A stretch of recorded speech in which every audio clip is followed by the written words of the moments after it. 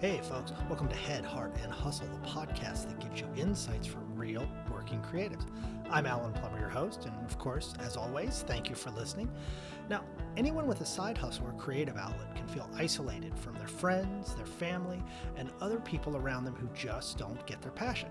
That's why Head, Heart, and Hustle exist, to help you feel motivated, learn, and just get a nice pick-me-up of creative energy from other people like yourself. Every episode, I interview a creative individual who doesn't just pretend to be creative. They rolled up their sleeves and are producing great things because they need to. They know that being creative is part of who they are. Sound familiar? Awesome, you're in the right place. Now, today we're interviewing Rob Muller. Rob is a very talented musician and drummer. He and I chatted several weeks ago and just really had a very nice conversation. What was interesting about Rob is not just the fact that he's a musician, but he's been signed to record labels 3 different times. He has produced other artists for record labels, and he continues to create and release his own music independently through iTunes because he loves doing it. And that love of music is being passed on to his daughter. And as you'll hear us talk about, it's pretty interesting to hear how he, as a creative, is influencing his daughter's growth as an artist. So really enjoyed this conversation. If you're a musician, you're definitely going to dig this one. So without further ado, let's dive in. Well, thank you. Welcome. It's great to be here. That sounds so official. It's really great to be here. It's great to be here. I like to start by asking everybody to introduce themselves and talk a little bit about who they are and what they do, because I think guests do a much better job of introducing themselves than I would ever do. So can we start there? Certainly, yeah. I'm Rob Muller with Roche Diagnostics. That's my day gig, and I love it. Which we all have. Absolutely. And it comes in pretty handy, right? Especially if you're wanting to fund your hobbies and whatnot. But I do all the social media for Roche Diagnostics for the brands Accept Diabetes Care. And I've been doing that for the last 8 years. Before that, I was really into the music industry and had a record label and used to farm acts out to the major labels. And I could see storm clouds rising once MySpace hit with the online music, and then the iPods were getting very popular in iTunes, and I was thinking, man, they're not going to need labels anymore, so I better start looking around for something else to do. You described yourself almost like a talent scout, if I put it in baseball terminology. Yeah. Is that fair or no? Yeah, and of course you back into it, right? Yeah. I mean, I was in a band and toured, and I signed 3 record contracts with different acts and person one, and everybody thinks that's like the end-all be-all, but you've just opened Pandora's box, right, when you sign a record contract. And so nothing really ever came of those, but as I worked, I was working as a producer at different levels, and then a label would be interested in an act, but they weren't quite ready for prime time, so they had me produce them and work on them, and I'd end up firing their drummer 9 times out of 10 and getting somebody in who could really play, and that just kind of snowballed into, what I did. And but yeah, it was kind of a talent development, talent scout kind of a thing. That's cool. It's funny. So I was a journalist for 9 or 10 years and wrote quite a bit. And it was funny because when I go back and think of what that idea of creative success was for me when I was younger, it was always the idea of getting an agent, getting a book deal, and getting published. Right. Once that happened for me, and I was able to kind of find myself on Amazon and had a book published, it was a little bit of a letdown because it's not crossing the finish line that I thought that it would have been. Yeah. It sounds like you were kind of alluding to the same thing. I think it's easy for musicians to say, oh, if I get signed to a label, the world just magically becomes Technicolor before my eyes, right? It is amazing. It is amazing. And the weird thing is, when you get to that point, right, like you're talking about, you've gotten farther than 98% of anybody who really tries to do anything, probably maybe even 99%, but once you get there, you've just started over and you're back to the bottom of the pile. Back to the bottom of the pile again, and you really have to prove yourself. That's a good analogy. Well, but that said, you and I talked about a little bit about this yesterday. The world has changed. Oh, yeah. You talked about MySpace. I always like to say that the internet and technology and social media has been the great equalizer because now everybody has a platform, and mass media is not necessarily dead, but it's certainly a lot less relevant than it was 15, 20 years ago.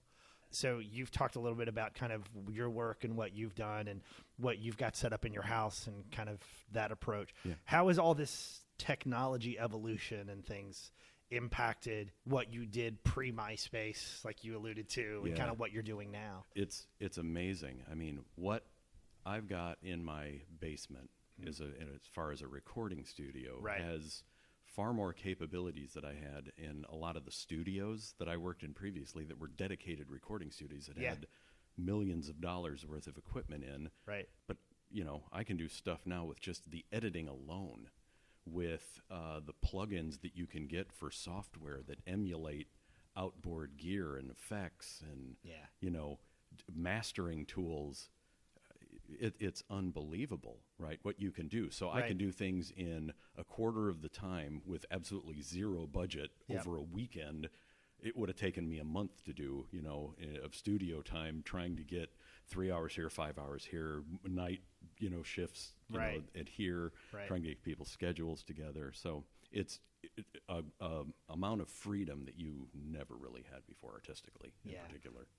A couple questions that I want to ask from that. One is kind of around the types of artists you work with today, in addition to your own music. Yeah. Right? So let's start there. I do have another question I want to ask around kind of the studio piece and the scheduling, but tell me a little bit about who you kind of have evolved from being a musician to having a day job. Yeah. And then what your music and the people you work with like are now. Well, really, I mainly focus on my own music. But when you do that, inevitably you run into people either online that hear your stuff, that will ask you questions and, hey, could you help me do this? And can I come in and record that? Everything from family members to friends of friends to an acquaintance that once met a friend that knew your aunt. I got your name somewhere. Yeah, right. But I mean, that's good. I mean, that, in a way, you're just kind of building a reputation. And it's still very much a hobby. It's hit and miss. I don't have the time for it, obviously, in a lot. Yeah. But then all of a sudden, my daughter, who's grown up in a studio that helped me record, different things and set up drum mics and everything else, is starting to write songs. So for her and I to be able to work on stuff together, and it's quite promising. I know I'm her dad, but at the same time, hearing something that she put together that we recorded together, that's a very, very cool thing that you can pass that on. And think of the memories that you're building. Yeah. That how many people released a song with their dad, and how many people get that kind of experience. Yeah, when they're 11. Yeah. Yeah. That's awesome. How many people set up drum mics in the studio when they were 8? Right. Exactly. Yes. No, that's awesome. So you talked a little bit about kind of having the time, and I love the fact that it stays a hobby for you, because I totally get where you're going. It could be easy when you start to kind of have quote unquote acts that you work with or bands for that to turn into a job really quickly. Yeah. Totally understand that. It can. So how do you make time for that? Because there's the full-time job, right? There's the parenting thing. There's making time for this and the time commitment. What does it look like for you in terms of scheduling and balance with that stuff? Well, really, it's just down to prioritization, right? I mean, it's one of the things. My wife owns her own business as well, so she runs out of the house. So I'm her ersatz IT and PR department as well. So I think anybody that works in social media is by default an IT person for their family. We all are. It's unbelievable. Yeah. But so you have priorities, but you absolutely have to make that a priority, because even she has noticed if you don't have that outlet, right? If you don't have time to do that, it kind of changes who you are. Right. I call it creative constipation, right? Yes. You've got to get that stuff out. Otherwise, it just builds up and you start getting, the cranky old artist. I've never heard that term, but I love it. Creative constipation. And that's what I've called it forever. But you need that outlet. Otherwise, it kind of starts changing who you are. Yeah. So, I think if you can prioritize and set expectations up early, even with, other people in your family, so where they know, look, on Tuesday, I'm grabbing Sid, my daughter, and we're going down to the studio and recording, or just taking a weekend. This is going to be our weekend to go down and just knock this stuff out. That's awesome. Yeah, but you just have to do it, because otherwise it becomes one of those things that just gets blocked out, right? Yeah. It's easy to put off, right? Yes. Well, I can do this first, and I can come back to this. There's always other stuff, right? And so we want to spend time with our family. We all have to put food on the table, and so it ends up staying on the back burner. Right. Yeah. Honey-do lists, right? Yeah. I mean, you own a house. I mean, for crying out loud. Yeah. Holidays come up. There's always something. Yes. There's, always something that could take the time, but you really have to draw a line in the sand and say, this is going to be our time. Yeah. And, if you've got a spouse that understands who you really are, and you've got your other priorities straight too, and you're setting time up, then it works. Then it totally works. Makes perfect sense. Yeah. So when I talked about this the other day, I have a 5-year-old who's pretty artistic. He's turning into a pretty fun visual artist, drawing all the time, making up stories. He decided that 2 years ago he wanted to make a book. So he drew a bunch of pictures and dictated to my wife the text for each page. We took photos of him and it literally turned it into a book and gave it to family members and stuff for Christmas. It was just fun. You know what I mean? Absolutely. Thank God for Shutterfly, right? Talking about media. We're like, I can take my son's drawings and turn it into a legit book and not have to quote unquote publish it. Anyway, my point is that it's fun to see him become a creative kid. And I pick up that, to your point, almost like that manic phase where he gets into this mode and draws the same thing multiple times within 20 minutes trying to get it right. I'm always interested in hearing from my guests who are parents, how they help raise a child that embraces and appreciates creativity and makes time for it. And it sounds like you and your wife are certainly doing a good job of that if you've got an 11-year-old writing music and recording. Yeah. What advice for me and for other people that are listening who are raising kids and are looking to kind of help foster that creativity, what advice would you give them? Well, a lot of people, I think, try to, for lack of a better term, they try to like pigeonhole their kid, right? Yep. Now you're going to take violin lessons and I'm paying for them. So you're going to take 6 hours of violin lessons and this is what we're doing, and the kid balks against it and you're still doing this. And you do it because you say, well, that's what it takes to get good, right? Right. It's practice. And there's some of that, but you have to be balanced. We're both in social media. Right. How important is listening in social media? Yeah, right? extremely, yeah. So if your kid wants to be artistic, but you want them to do X, absolutely start them in violin because that can catch fire and it can go. We started my daughter in piano, and that went really, really well. But don't be afraid to shift gears into something if they want to use the artistic talent that they've built here to start another artistic endeavor over here and really focus on it, because I want her to be well-rounded. She's gotten to the point where she's starting to write her own stuff on piano and work doing different things that I've written on. I'm not a piano player. Piano is my third instrument. I play it like it's my 8th instrument. It's not my thing at all. It's still probably 3 more instruments than I have.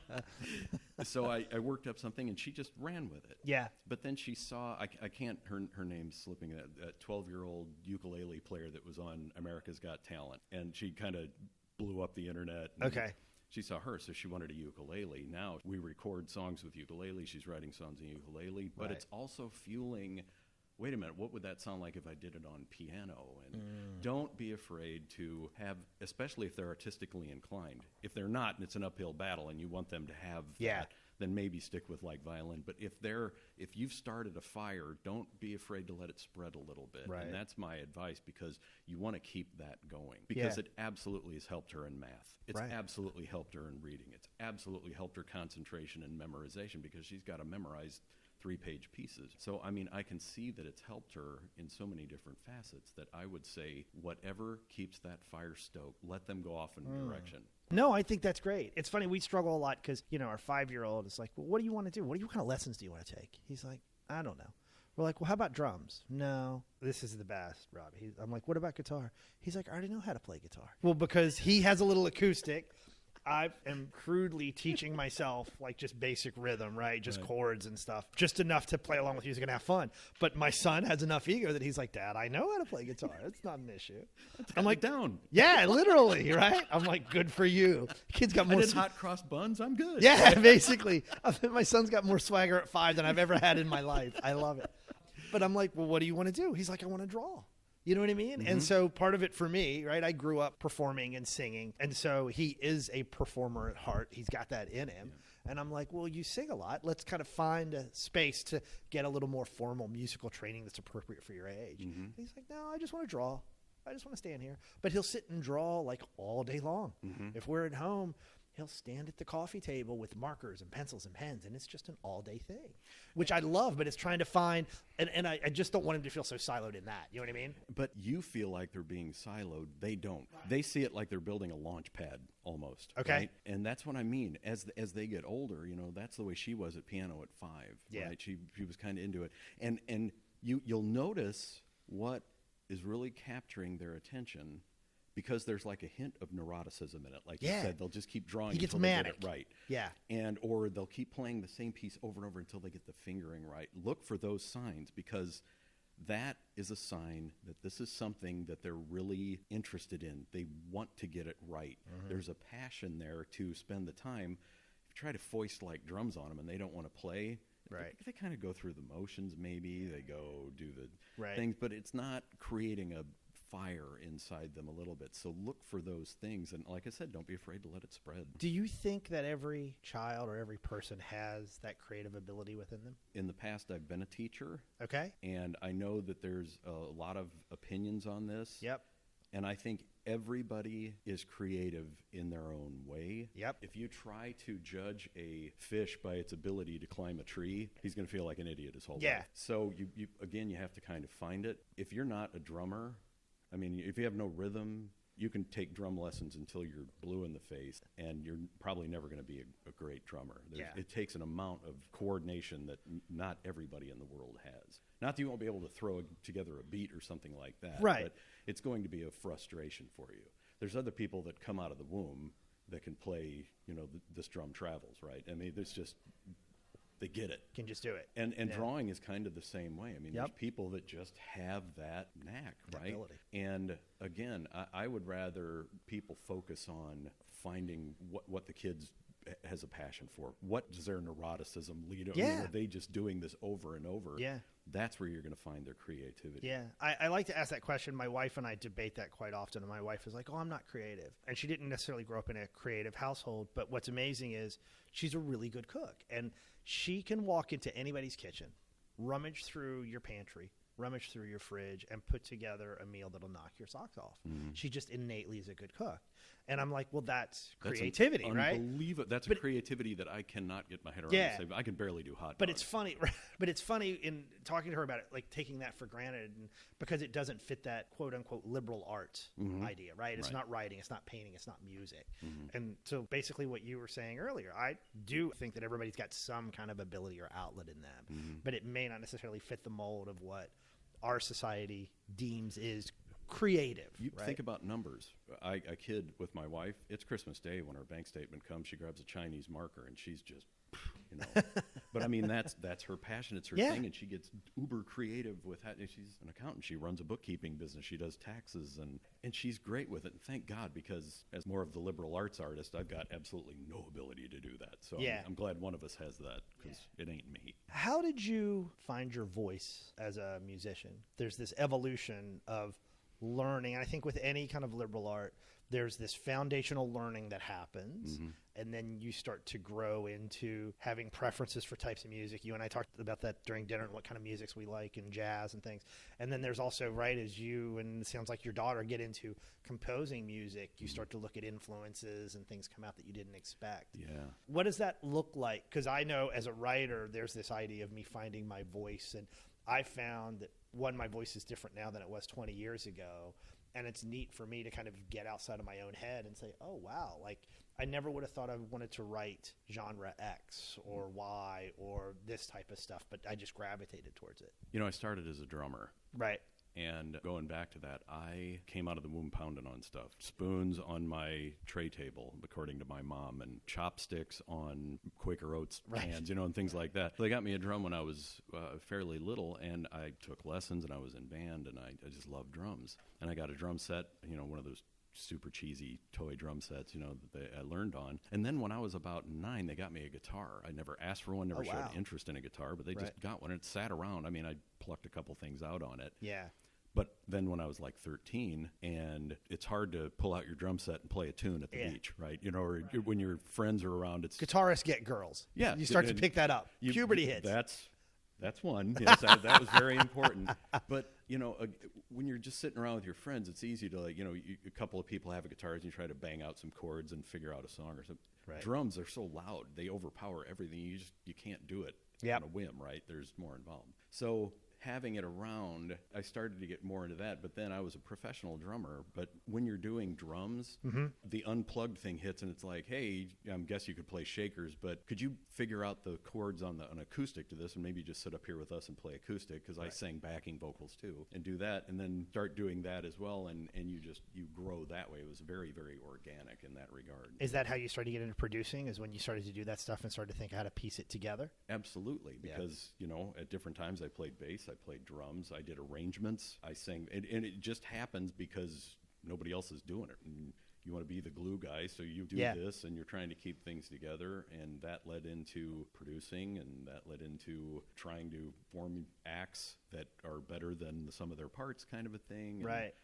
And then, but as far as finding your voice, all that was an influence, and all of us are just the sum of our influences, right? So I look back at the people that I really enjoyed listening to, everything from old prog rock and the Beatles, start with the Beatles and Hendrix and prog rock and all those different things, all the way up through, fairly recent acts like Mute Math and Tycho. And you don't realize how much that influences the way you write, the way you approach a song, the way you want something to sound. In the 90s, everything wanted to sound totally digital and pristine. Now everybody wants everything to sound fuzzy and analog and overdriven and like an old recording, and it's much warmer, it's much more approachable. The human ear wants to hear that. They don't want to hear square waves, they want to hear analog waves. And so it's cool to see how that evolved, but that's how I really kind of found my voice. My influences were, a lot of Joni Mitchell, Bruce Coburn, Dave Matthews Band. Those were the ones that, people told me I sounded the most alike, and the reviews that I got in newspapers and stuff like that. It's a good comparison.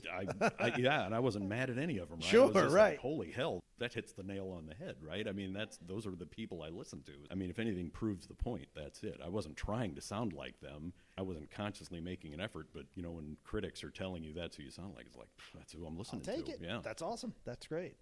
What would you say has been your greatest success creatively? What are you most proud of? Probably the first album, Deep Blue Underneath, was a huge success because I had those songs kicking around my head for a really long time. Which, by the way, is on iTunes. We'll plug that. It is on iTunes. We'll talk about where the proceeds go. We'll talk about that later. At the end. Yeah. Sorry, I didn't mean to interrupt you. My apologies. No. Any consistency. That's right. Repetition of message. I got to put my marketing hat on. Sorry. But that was, I had those songs. So when you hear something come out of your head and it comes to fruition and it's really close to what you were hearing in your head, with embellishments, it's like, oh man, that's even better than I thought it would be. Or you capture a moment. I quote unquote, it takes over is what I call it, when something comes together and it's just much better than you had imagined, and it creates a moment in the music and it takes you somewhere. That's what you're looking for. And there was a few of those moments on the albums that were goosebump producing. And so to me, that's it. And now as I'm working with my daughter, she came downstairs and said, Dad, I wrote a song. And I was expecting, 2 chords and la, la, la. It's got unbelievable transitions. It's got a modal shift in the middle. Wow. It's got a modal shift at the end, which is like an old Beatles trick, Right. And so to hear that, and work with her on that, how great is it awesome. Get that same feeling now working with your kid, and you see her eyes light up. Right. When something happens, it's like, oh, You got it. Yeah, that's what I was going for there, kind of thing. So those are the two biggest things. That's awesome. Is there anything creatively that you feel, I don't want to say failure, but is there any moments that stand out as really big learnings for you? Yeah, I would say it's always good to push your comfort zones and get outside, because nothing grows in a comfort zone ever. You're not going to do something that's just kick-ass creatively in a comfort zone. Absolutely. But saying that, you've got to embrace and expect the fact that every now and again, even on stage, you are going to crash and burn, and you've got to get comfortable with that. And to me, that's the difference between people who really achieve artistically and people who don't. Because in order to achieve artistically and get stuff out and get a moment that transcends anything you imagine, you have to push an envelope to get there, right? Yeah. If you're just going to record something that sounds like obla-dee, obla-da, that's been done. I'll listen to obla-dee, obla-da. Yeah, and who wants to listen to that again? I go back to, I spent some time in Christian music as well. Yeah. I'm thinking, you hear a lot of the same things over and over, and it's just kind of these trite sayings and everything else. And you know why? Because Amazing Grace has already been written. You can't write anything better than that, right? And people keep trying, but you can't do it. So artistically, it's the same thing over and over, right? So you have to be really comfortable with failure. And there are times when, I stretched out and I did a casual gig with a band that was way outside my comfort zone vocally, and I was trying to sing, and it just wasn't happening, and that was an embarrassment, right? I mean, it didn't go over well. You felt like you were dying on stage. Everybody knew you were dying on stage, that kind of thing. Right. I've tried to work on songs with different artists to get them out of their comfort zones. That didn't work very well. Record companies weren't appreciating spending money on stuff that, wasn't working. But all those things are learnings and building up to something to where when you do push the envelope and it takes over and that moment happens and you do send it to the A&R person or something like that and they know that you've captured something special, right. that is all built on this mound of failures, and you better do something constructive with them, right? Right. Because a lot of people just want to quit. I am never doing that again. But you've got to get comfortable knowing that every now and again you are just going to crash and burn. Let's figure out what we did wrong, and we'll try a launch again later. Well, and there's the saying that if you're not failing, you're not pushing yourself hard enough. Yeah, Mario Andretti. Yeah. If you feel 100% in control, you're just not going fast enough. Yeah, it's funny. I tell people professionally, or tell my team professionally, and I think it's true for creatives as well. For me, I'm motivated by evolving and learning and growing. And for me, that sweet spot is doing new projects and new things where 50%, I know exactly what I'm doing and it's locked down and I can do it with my eyes closed. Mm-hmm. That other 50%, it's that kind of like, oh crap, I'm totally out of my element. So I'm not completely thrown in the deep end, but there's this balance of stuff. So this podcast, like starting this podcast, these interviews are really easy for me, right? I spent 10 years as a journalist. I've done a lot of these things. I get a sense of how to go with conversations and what kind of things I want to touch on. But then some of the other elements of the editing, I hadn't done a lot of audio editing. I played with video back in the 90s, but God, that was a long time ago. Totally different ballgame. Totally different ballgame now, right? Getting the equipment, the learning curve with kind of knowing, right? Like what kind of equipment that I need and how do you go about doing this without going off the deep end and spending unnecessary amounts of money. Yep. And it's been a nice exercise for me in the marketing of this stuff. There's creating the podcast and then there's promoting it and tying all that stuff up and getting interviews. And it's been this 50-50 mix of things like this moment that I'm really comfortable with. Yep. And then other stuff that are more private for me, where I'm spending hours behind a computer learning as I evolve. Even the first couple recordings and stuff, the edits and where to cut and kind of helping take out filler words and you don't want to edit too much. There's just so much learning around that. Well, let the game turn on the hunter here. And Please go. Do. I love this. Yeah. So how much in the 50% that's out of your comfort zone helps you grow and helps you gain knowledge in areas that help you in every other facet of your job when you're trying to do creative stuff for work? Massively. And it's funny, I was just interviewing, right? So you're the fourth interview I've done while we're at this conference. And by the way, this is another interview we're doing at Disney World while we're here for this social media conference. We're in this beautiful, lovely conference room. We were joking we should be signing a treaty or something in here. It's amazing. It's so high end. So it's so not me. us. I was going to say, I'm getting a nosebleed. It's so over my head in here. Yeah.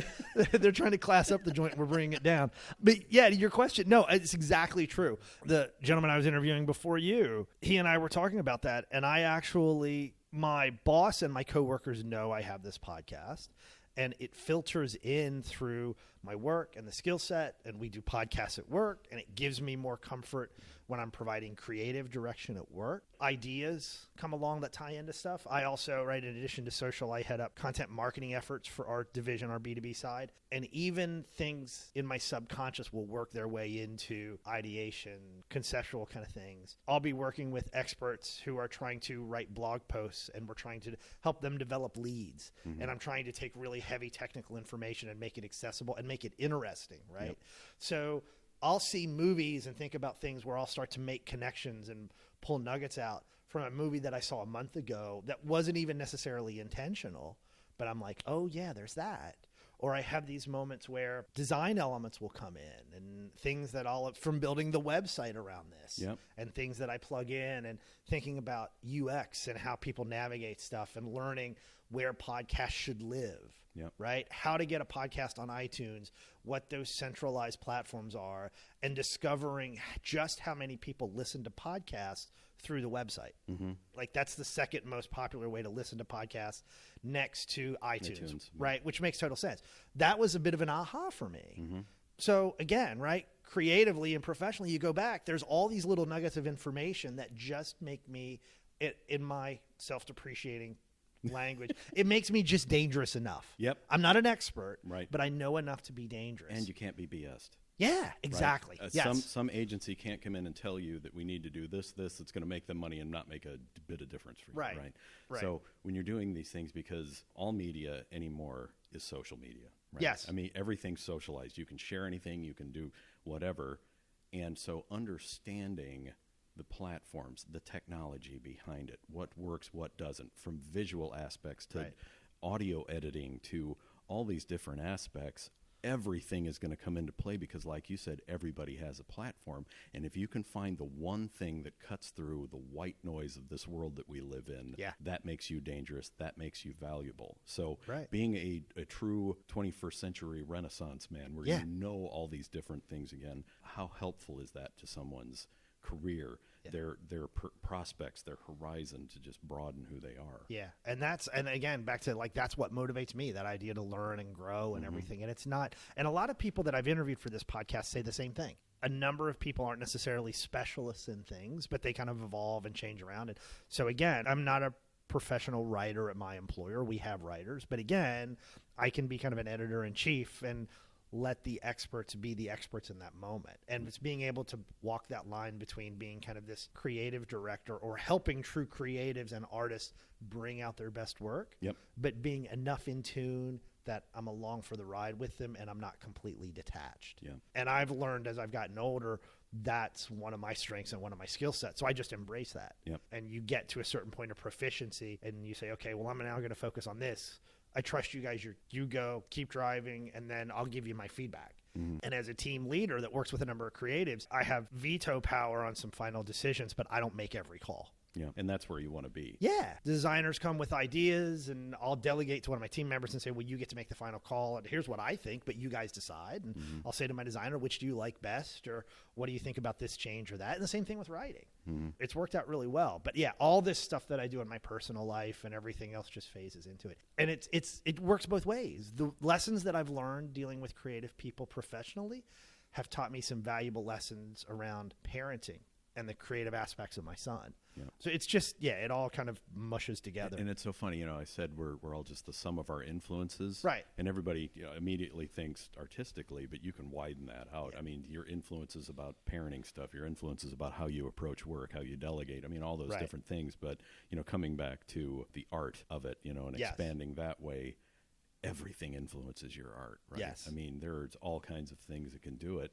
But the important thing is letting it and having that door open and not being afraid to crash and burn every now and again. And being open-minded. I've also taken the approach of, I feel pretty driven about things that I want to do, but I'm open-ended as to where things go. It's not being so singularly focused that success is this specific outcome. And if I don't hit that outcome, that's not successful. So there is definitely kind of that ebb and flow to it. Absolutely. So what advice would you give to people who are pursuing creative endeavors and have artistic things they want to do on the side? I'm sure you've given your daughter some really good advice. To me, the most important thing almost goes back to what we were talking about before is following that muse. Don't try to be something you're not, because tie it all together again. If you want anything to work in social, you want anything to be engaging, you want to be able to sell an idea, you better be authentic. It has never been more important to be authentic. And if you're not authentic to self, how quick do people sniff that out? Even in a tweet. I mean, I don't know how people do it, but you can tell in a tweet if somebody's being authentic or not, right? When you're talking in an interview, you can hear when I smile.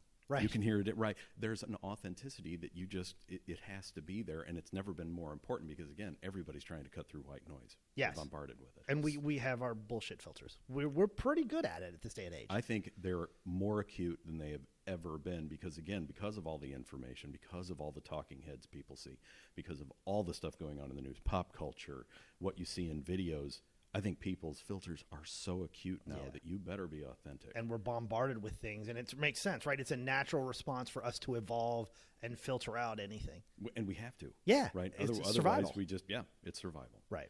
So my whole thing is find that authentic voice and follow it, and then make sure that you carve out time to build on it.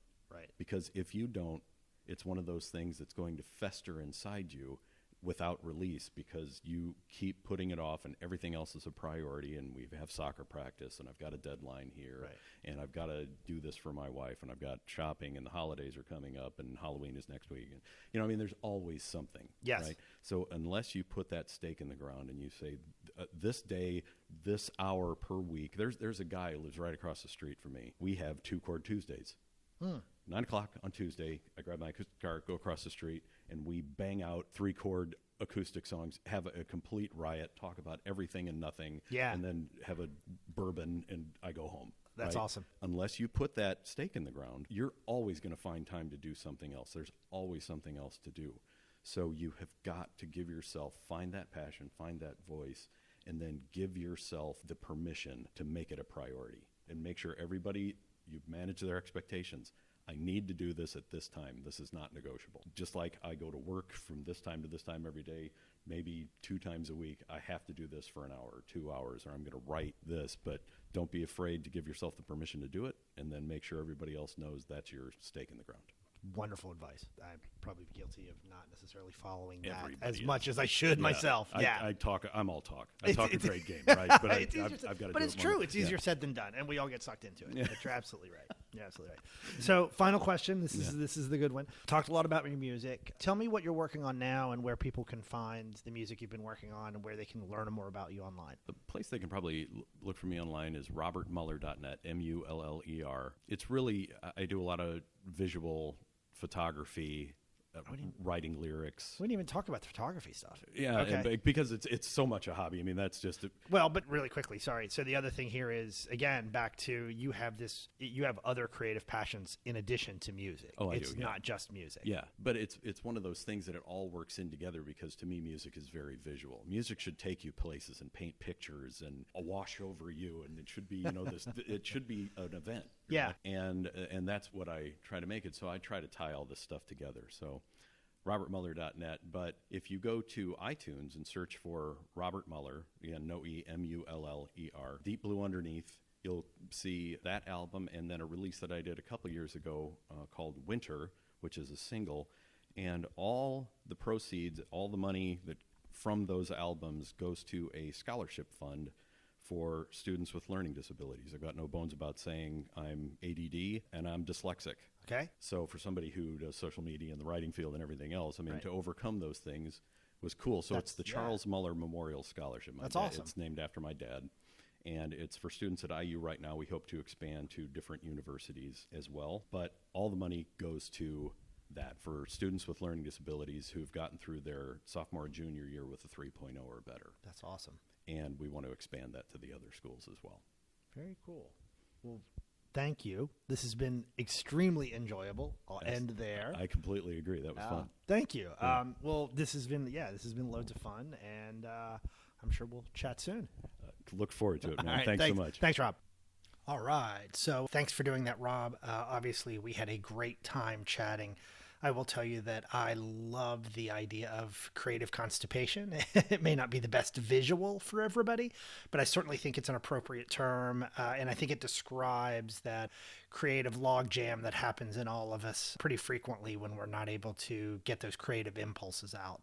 So again, thanks for that, Rob. Really enjoyed our conversation. If you enjoyed Rob's interview, let him know. You can reach him on Twitter at RotoTalk. That sounds kind of weird, but it's RotoTok. That's his Twitter handle. You can also reach him at Robert Muller, Muller.net. You can also find his album on iTunes, so definitely check that out if you'd like to hear more. And remember, a portion of each sale of that album goes into his scholarship that he set up for students at Indiana University.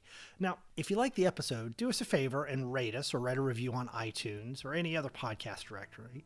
And in fact, if you email me a screenshot of your review with your name and address, I'll send you a few stickers as my way of saying thanks for doing that. You can also get email updates from us, which I'll admit are fairly inconsistent depending on how busy my life gets. To sign up, visit headheartandhustle.com/newsletter. And also remember that you can find us on the web at headheartandhustle.com. We're also on Twitter, Facebook, LinkedIn, even Instagram and Google+. So check us out there. I want to point out that our logo was created by the very wonderful and talented Meg Shearer. If you really dig the logo and are liking it, you can check out her work on Society 6. Just Google Meg's name. And lastly, the music that you hear on each episode was written and performed by the band Starch to Sugar. You can find them at starchtossugar.com. They also have a Facebook page.